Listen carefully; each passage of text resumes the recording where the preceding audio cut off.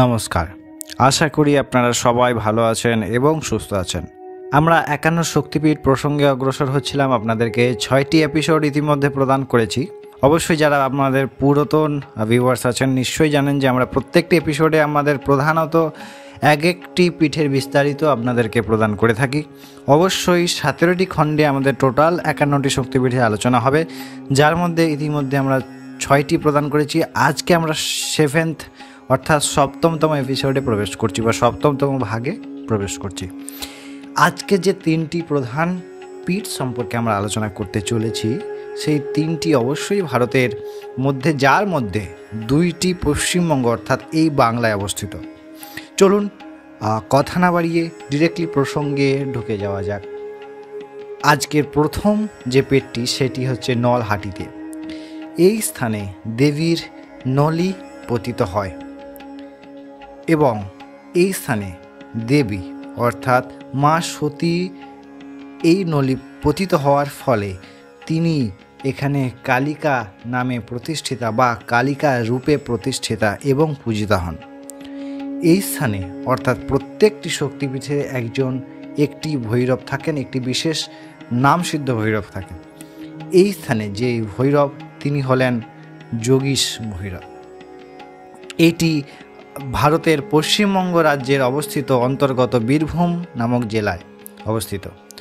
আজকের দ্বিতীয় পীঠে প্রবেশ করা যাক। দ্বিতীয় পীঠটি অবশ্যই কাশ্মীরে, এবং এই কাশ্মীরে দেবীর কণ্ঠ পতিত হয় অর্থাৎ কণ্ঠদেশ পতিত হয়।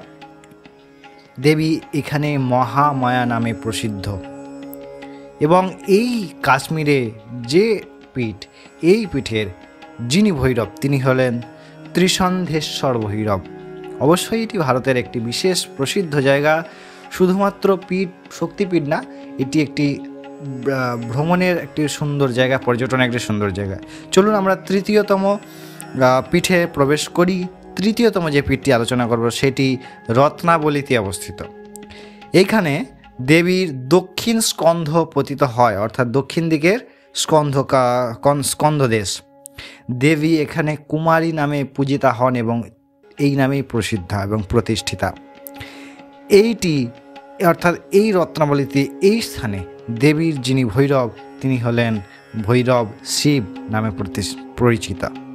এবং এই যে রত্নাবলীর পীঠটি, এটি আমাদের বাংলার হুগলি জেলার অন্তর্গত খানাকুল নামক স্থানে অবস্থিত। আশা করি সম্পূর্ণ আজকের 3টি এপিসোড অর্থাৎ যে 3টি পীঠ সম্পর্কে আলোচনা করলাম অবশ্যই আপনারা বুঝতে পেরেছেন। এবং আমরা প্রতিনিয়ত প্রচেষ্টা করি যে যত যেভাবে নতুন কিছু আপনাদেরকে ইনফরমেটিভ বিষয়গুলি দেওয়া যায় ধর্ম এবং শাস্ত্র মতে, সেগুলি আমাদের প্রচেষ্টা থাকে অবশ্যই সমস্ত কিছু শাস্ত্রসম্মতভাবে, এবং যতটা আমরা পাই, যতটা স্বাস্থ্যসম্মত প্রমাণ পাই তারপরে ভিত্তি করে আপনাদেরকে প্রদান করে থাকি। অবশ্যই এই ধরনের আপডেটস আরও অনেক প্রজেকশন, আমাদের নতুন ক্রিয়েশন হচ্ছে, আমাদের নতুন ইনভেন্ট আমরা প্রজেকশনের উপরে যাচ্ছি। অবশ্যই সেইগুলি পাওয়ার জন্যে আমাদের চ্যানেলটিকে সাবস্ক্রাইব করে সঙ্গে জুড়ে থাকুন এবং অবশ্যই লাইক, শেয়ার এবং কমেন্ট করতে ভুলবেন না। ততক্ষণ অনেক ভালো থাকুন, অনেক সুস্থ থাকুন। আবার দেখা হচ্ছে।